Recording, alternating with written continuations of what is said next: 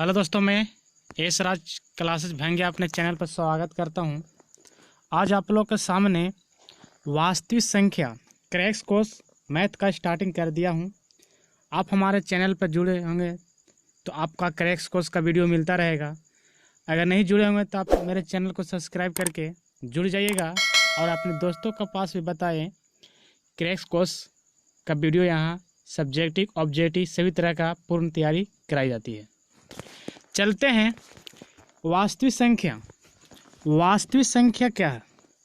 इसमें हमको सबसे पहले आता है प्राकृतिक संख्या। प्राकृतिक संख्या किसे कहते हैं? तो याद रखिएगा, गिनती की संख्या को प्राकृतिक संख्या कहते हैं। गिनती की संख्या को प्राकृतिक संख्या कहते हैं। जैसे में 1 हो गया, 2 हो गया, 3 हो गया, 4, आप डॉट डॉट 5 6 7 8 कुछ बोल सकते हैं। यानी गिनती की संख्या को हम लोग प्राकृतिक संख्या कहते हैं। अब चलता है पूर्ण संख्या। तो पूर्ण संख्या किसे कहते हैं? तो ये भी जानिए परिभाषा। देखिए, अगर हमारे चैनल पर आए हैं ना तो कॉपी कलम लेकर बैठिए और पढ़िए और नोट करते चलिए, तब आपको फ़ायदा करेगा। और बीच में कहीं भी दिक्कत होता है ना तो आप वीडियो को फिर देख सकते हैं, लेकिन कॉपी कलम लेकर आप नोट जरूर कीजिए। चलिए, पूर्ण संख्या। प्राकृतिक संख्या के समूह में अगर हम शून्य शामिल कर देते हैं और जिस संख्या का समूह बनता है उसी को हम लोग पूर्ण संख्या कहते हैं। जैसे प्राकृतिक संख्या तो आपका 1 2 3 4 5 1 से स्टार्ट होता है। अगर उसको में हम 0 शामिल कर देंगे, 0 से अगर 1 2 3 4 5 गिनेंगे तो हमको हो जाएगा पूर्ण संख्या। क्या हो जाएगा? पूर्ण संख्या। अब चलते हैं पूर्णांक। तो पूर्णांक देखिए, पूर्णांक किसे कहते हैं? देखिए, एक मिनट, पूर्ण संख्या हो गया ना, पूर्ण संख्या पूर्णांक।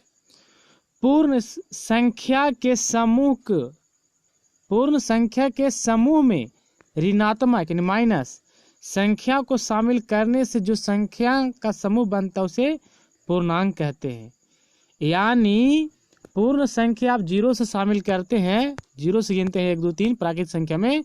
अगर उसमें हम ऋणात्मक मान ले, जैसे 0 था, -1 -2 -3 -4 पीछे के आपको माइनस में चलते रहेगा और आगे अगर 0 से जाएंगे तो प्लस में जाएगा, तो ये हमको पूर्णांक हो जाता है।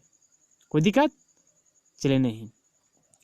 कॉपी पे आप नोट करिए और अपने से याद कीजिए, और अगर नहीं समझ में आता है तो हमारे वीडियो पर सर्च करके आप इसको देखिए और सुनिए। चलिए, परिमेय संख्या बता। जिस संख्या को P/Q के रूप में लिखा जाता है, ध्यान रखिए, P/Q के रूप में लिखा जाता है उसे हम क्या कहते हैं? परिमेय संख्या। उसे क्या कहते हैं? परिमेय संख्या।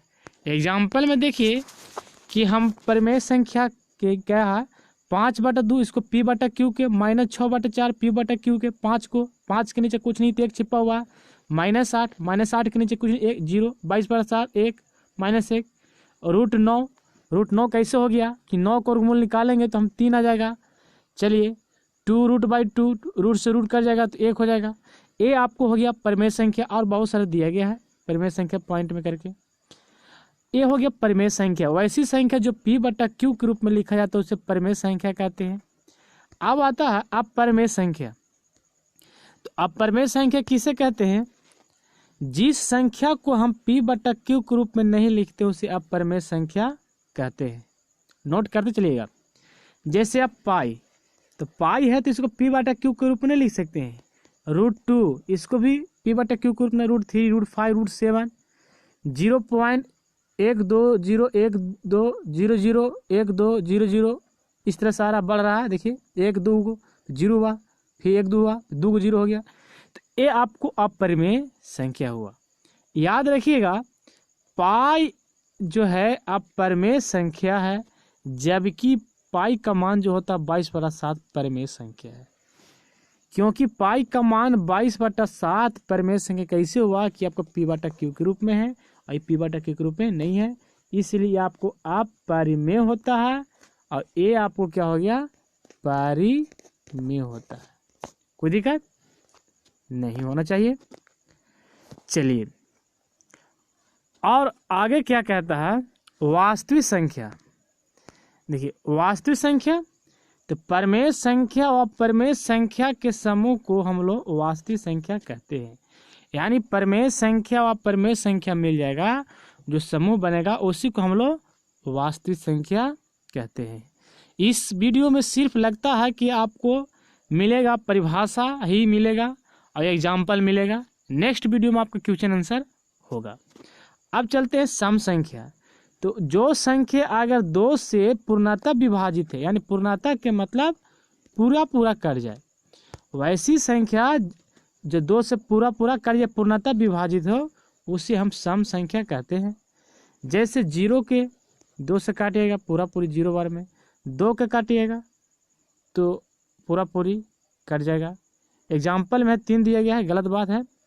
4, ये सब सम संख्या है। 5 सम संख्या नहीं होगा, यहाँ पर गलत दिया गया है। चलिए अब चलते हैं विषम संख्या।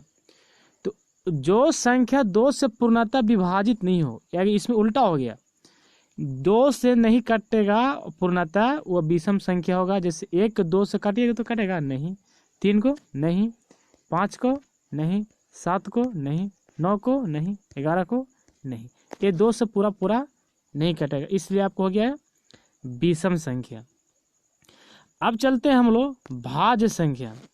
भाज्य संख्या वह संख्या जिनसे 2 से अधिक गुणनखंड हो, उसे भाज्य संख्या कहते हैं। यानी गुणनखंड जो निकालेंगे वो हमको 2 से क्या होगा, अधिक होगा, वो हमारे भाज्य संख्या आएगा। जैसे 4 है, 6 है, 4 हो गया, 6 हो गया, 8 हो गया, 9 हो गया। कैसे? 1 भी इसका गुणनखंड है, 2 भी है, 4 भी है, 6 का 2 भी है, 3 भी है, 1 भी है, 6 भी है। तो गुणनखंड अगर 2 से अधिक है ना, तो भाज्य संख्या होगा। और वैसी संख्या जो जिसका केवल 2 गुणनखंड है, वो भी कौन कौन रहता है, तो 0 और 1, 0 व 1 होता है, उसे अभाज्य संख्या बोलते हैं। उसे क्या कहते हैं, अभाज्य संख्या कहते हैं। जैसे में अगर लेना है तो आप ले लीजिए 3। 3 जो है या तो 1 से कटेगा या तो स्वयं से कटेगा, स्वयं से कटेगा। और 5 1 से कटेगा, न तो फिर अपने आप से कटेगा। तो ये हो गया अभाज्य संख्या हो गया। चलिए अब चलते हैं यूक्लिड विभाजन प्रेमिका। ध्यान लगाइएगा, इस क्या होता है, परिभाषा आपको याद हो जाएगा तभी इस समझ में आएगा। और पूरा वीडियो देखिएगा, वीडियो पूरा देखिएगा तभी समझ में आएगा, बीच में छोड़ कर मत जाइएगा। और अगर ज़्यादा समझना चाहते हैं तो आप वीडियो को रोक के आप कॉपी पर नोट कीजिए और घर पर प्रैक्टिस कीजिए। और वीडियो जहाँ समझ में आता है आप हमारे व्हाट्सएप नंबर पर या कमेंट के जरिए पूछ सकते हैं, आपको कमेंट को रिप्लाई जरूर मिलेगा। देखिए, 2 धनात्मक पूर्णांक अगर ए और बी दिए रहने पर ऐसी अद्वितीय पूर्णांक संख्या जो क्यू और यू विद्यमान है, जहां लिखा गया है ए बराबर बी क्यू प्लस आर, ए बराबर बी क्यू प्लस आर, ये याद रखिएगा, एक फार्मूला के तौर पर है। जहाँ 0 जो होता है आर से छोटा या बराबर, लेकिन आर और 0 से बड़ा कौन होता है, बी। इसको हम हिंदी में बोलते हैं भाज्य बराबर भाज्य गुने भागफल प्लस शेष। यानी ए जो हो गया भाज्य हो गया, बी जो हो गया भाज्य, क्यू जो हो गया भागफल, और आर जो हो गया आपको शेषफल। यानी ए बराबर B Q plus R. Example तौर पर अगर 4 से हम 50 में भागा लगाते हैं तो 12 चौके 48 काटा, सॉरी 1 बार लगाए, मतलब 4 एकम 4, और फिर 1 10 आया, 4 दूना 8, 12 चौके 48 में काटा, मिला जुला के ए जो हो गया आपको 4 जो हो गया आपको बी हो गया, ए जो हो गया 50 हो गया, ए भागफल जो हो गया क्यू, और शेषफल जो हो गया आपको आर। हिंदी में याद रखने से आप ज़्यादा समझिएगा, आप याद रखिएगा भाज्य बराबर भाज्य गुने भागफल प्लस शेष, जिसका हम लोग संक्षिप्त रूप यूक्लिड विभाजन में लिखते हैं ए बराबर बी क्यू प्लस आर। ए हो जाता है भाज्य, बी हो जाता है भाजक, क्यू जो होता है भागफल, और आर जो होता है शेषफल। अब चलते हैं अंक गणित की आधारभूत प्रमेय। अंक गणित के आधारभूत प्रमेय समझिए। प्रत्येक भाज्य संख्याओं को अभाज्य संख्या के गुणनखंड के रूप में व्यक्त किया जा सकता है। प्रत्येक भाज्य संख्या को भाज्य संख्या के गुणनखंड के रूप में व्यक्त किया जा सकता है। जैसे 20 को हम लिख सकते हैं 1 गुने 2, 2 गुने 5, 5 दूना 10, 10 दूना 20 दूना 40। 50 को लिख सकते 5 5 25, 25 दूना 50, 50 50। दो संख्या का गुणनफल जो होता है वो HCF के गुणनफल और LCM गुणनफल, यानी दोनों संख्या का जो LCM निकालिए और HCF गुना कीजिएगा, दो संख्या गुणनफल फार्मूला बने। ये फार्मूला याद रखिएगा। आप हिंदी में लिख सकते हैं दो संख्या के गुणनफल बराबर लघुत्तम गुने महत्तम लासा गुने मासा, या एक संख्या गुने दूसरी संख्या बराबर लासा गुने मासा, लासा मासा वही संख्या को दोनों संख्या के। अब इसी में अगर हम HCF निकालेंगे तो HCF बराबर क्या होगा, दो संख्या गुणनफल बटा LCM। और अगर LCM निकालेंगे तो LCM बराबर क्या हो जाएगा, दो संख्या गुणनफल बटा HCF। अब इसमें कुछ बात याद रखना है आपको। जैसे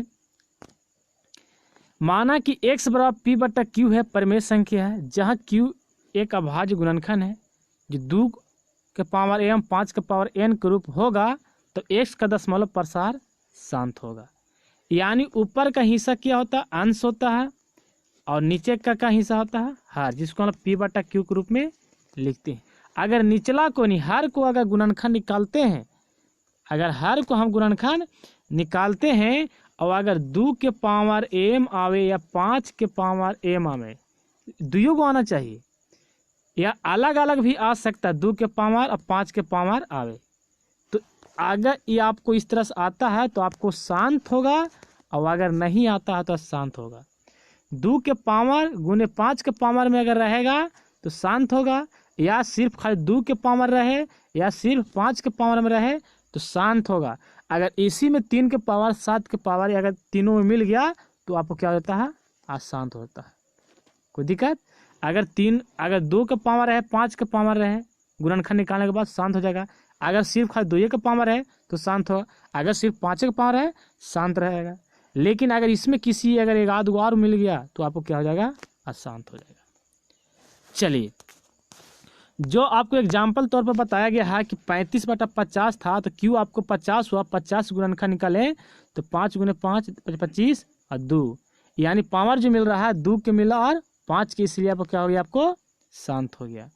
17 बटा 8 जो गुणनखंड निकाले तो 8 को जो Q था निचला हर P बटा Q के रूप में हैं, अरे P बटा Q तो हर Q ना आया, तो Q का गुणनखंड निकालते 2 गुना 2 3 गो, तो 2 के पावर आया तो ये भी आपको शांत हो गया। 2 के पावर आवे 5 के पावर आवे, या तो अलग अलग रहे लेकिन साथ कोई नहीं रहे तो शांत हुआ।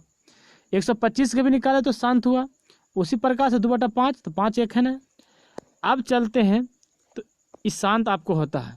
अशांत कौन हो गया, अब देखिए 129 बटा 2 के पावर 5, 5 के पावर 2 और 7 के पावर, ये दोनों तो यहाँ सही है, 2 के पावर रहे 5 के पावर या दोनों रहे, लेकिन इसमें 7 का पावर आने के गड़बड़ा दिया, इसलिए आपको क्या हो गया, आपको अशांत हो गया।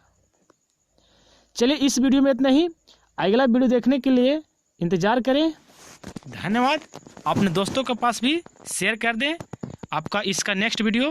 हाँ, एक बात बता देता हूँ कि आपको रोज़ मिलेगा, प्रतिदिन आपको मैथ का वीडियो एगो मेरे चैनल पर जरूर लोड होगा। धन्यवाद।